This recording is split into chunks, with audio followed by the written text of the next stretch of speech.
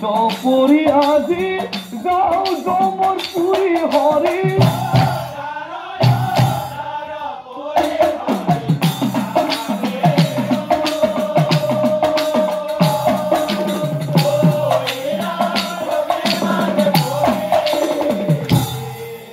সখা এটা কাম কৰা ইৰাবানক তুমি এনেকৈ বধ নকৰিবা তুমি হয়তো ইৰাবানখন আজিলৈকে গমেই পোৱা নাই বনবাসৰ কালচোৱাত তোমাক যে গংগা নদীৰ তীৰৰ পৰা যে উলুপি নামৰ নাগকন্যাজনীয়ে হৰণ কৰি তোমাক লৈ আহিছে